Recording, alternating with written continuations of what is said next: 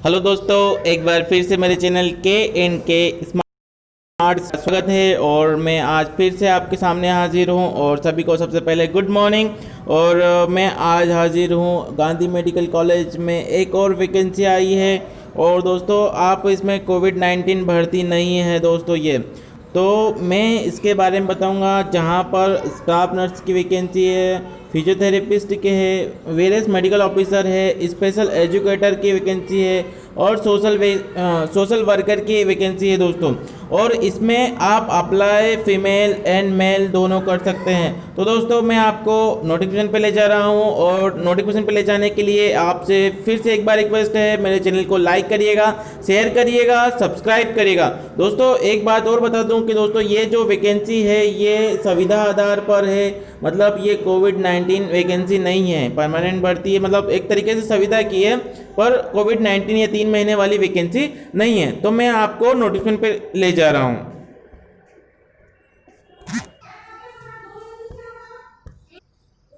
तो दोस्तों, आप देख सकते हो हम गांधी मेडिकल कॉलेज ये, और ये उसकी ऑफिशियल वेबसाइट है। ऑफिशियल वेबसाइट में आप यहाँ पे देख सकते हो कि ये वाला जो पोर्शन है इसको आप देखेंगे। ये इसकी लिंक आपको मेरे डिस्क्रिप्शन बॉक्स में, वहाँ से डाउनलोड कर सकते हैं। तो हम यहाँ से इसका एडवर्टाइजमेंट डाउनलोड करेंगे और उसको पढ़ाऊँगा। मैं आपको बताऊँगा कि क्या क्या वैकेंसी है, कौन कौन सी वैकेंसी है और कितनी कितनी वैकेंसी है। तो दोस्तों, मैं आपको इसके एड पर ले जा रहा हूँ, एडवर्टाइजमेंट पर ले आया हूँ, नोटिफिकेशन पे ले आया हूँ। और ये विज्ञापन का प्रारूप है। कार्यालय अधिष्ठता एवं मुख्य पालन अधिकारी शासकीय गांधी चिकित्सा महाविद्यालय स्वशासी समिति भोपाल। और ये जो एड आया था वो 17/9/2020 को आया था। और इसके क्रमांक नंबर ये है 22296। अब यहाँ पे आप देख सकते हो कि यहाँ पे सीरियल नंबर है, यहाँ पे कौन सी कहाँ पर यूनिट रहेगी, कहाँ पर ड्यूटी रहेगी उनकी। और यहाँ पे उनका पद नाम रहेगा कि स्टाफ नर्स है, मेडिकल ऑफिसर है। और यहाँ पर उनकी योग्यता, इनका मानदेय रहेगा और टोटल पद कितने हैं वो बताऊंगा आगे। तो हम सबसे पहले नंबर पर आते हैं। जो पहली वैकेंसी है वो नवजात गहन शिशु मतलब NICU में है। और यहाँ पर ये डिप्लोमा या विशेषज्ञ की है, मेडिकल ऑफिसर विशेष स्पेशल की है।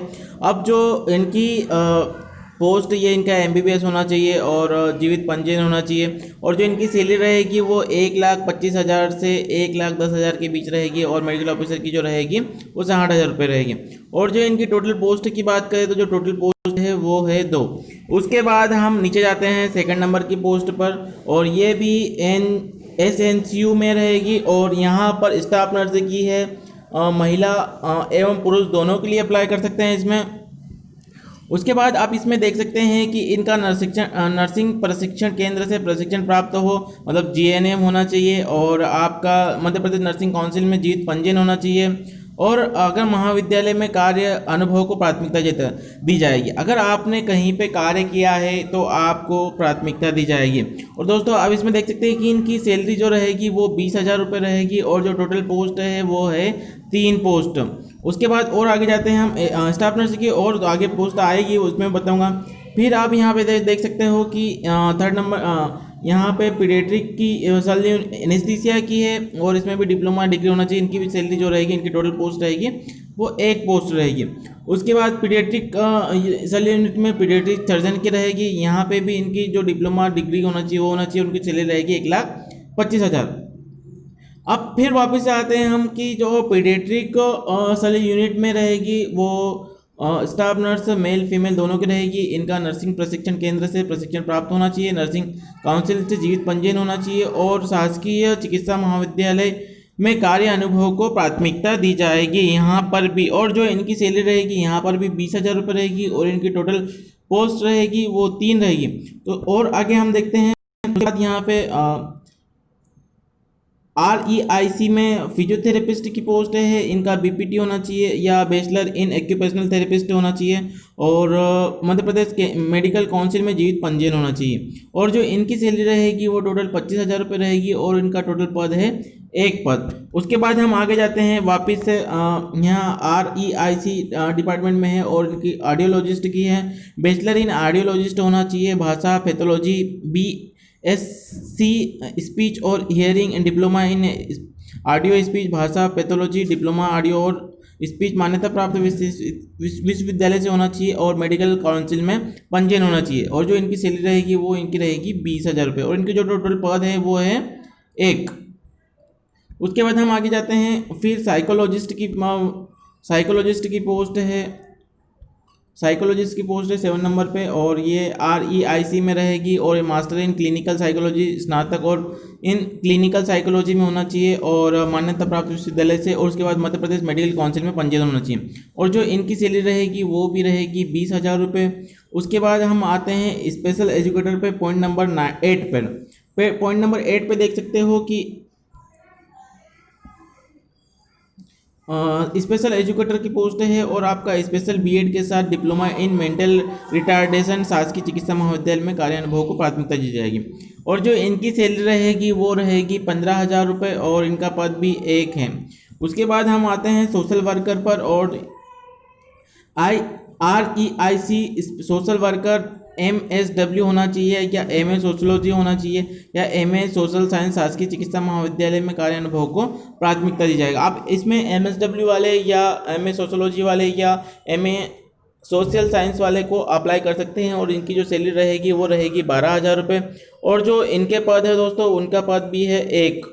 तो इसमें अलग अलग पोस्ट है, जैसे कि अलग पीडियाट्रिक्स है, एनेस्थीसिया के लिए, स्टाफ नर्स फीमेल मेल। और तो आप देख सकते हैं कि स्टाफ नर्स की जो टोटल पोस्ट है वो 3+3 और =6 पोस्ट है टोटल और इसमें मेल फीमेल दोनों डाल सकते हैं। उसके बाद हम इसमें आगे देखते हैं कि इसमें आगे क्या प्रोसेस है।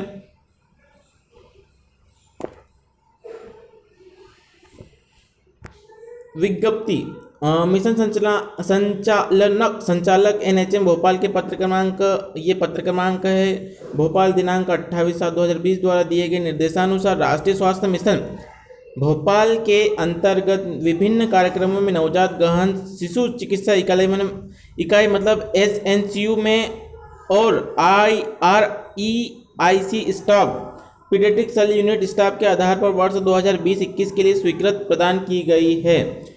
इच्छुक उम्मीदवार अपने आवेदन शुल्क अनारक्षित वर्ग के लिए टोटल 1,000 रुपये है, मतलब इसमें आपको फीस लग रही है। अगर आप जनरल कैटेगरी से आते हैं तो आपको 1,000 रुपये लग रहे हैं और आरक्षित कैटेगरी से आते हैं तो आपको 700 रुपये को online CEON dean Gandhi medical college Bhopal के खाता में क्रमांक है।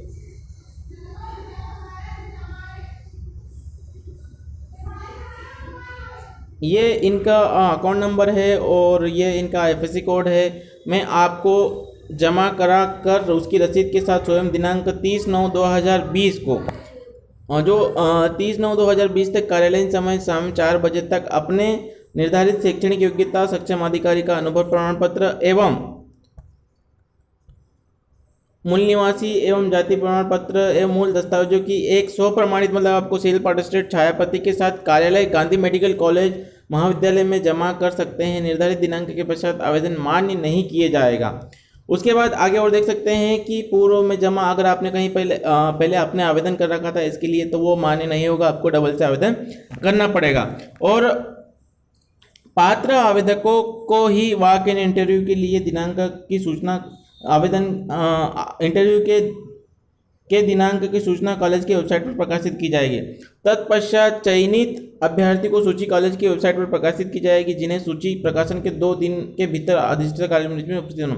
दोस्तों यहाँ पर जो एलिजिबल कैंडिडेट रहेगा उनको इंटरव्यू के लिए बुलाया जाएगा और इंटरव्यू में बुलाने के बाद उनकी मेरिट सूची बनाई जाएगी और जब मेरिट सूची में आपका नाम आ जाएगा तो आपको 2 दिन के अंदर वहाँ पे उपस्थिति दर्ज करना पड़ेगी, मतलब वहाँ पर आपको पहुँचना पड़ेगा।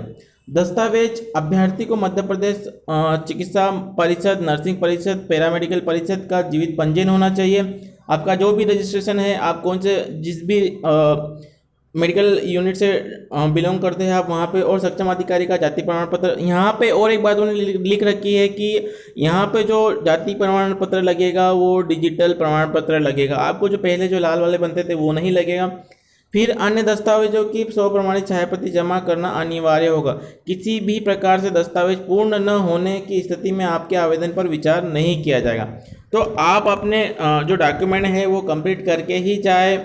उसके बाद फिर आगे देख सकते हैं, इस कार्यालय को बिना कारण बताए किसी भी समय पर विज्ञप्ति के आंशिक रूप में परिवर्तन अथवा निरस्त करने की पूर्ण अधिकार है। किसी भी विवाद की स्थिति में केवल न्यायालय भोपाल में परिसर हेतु मान्य रहेगा।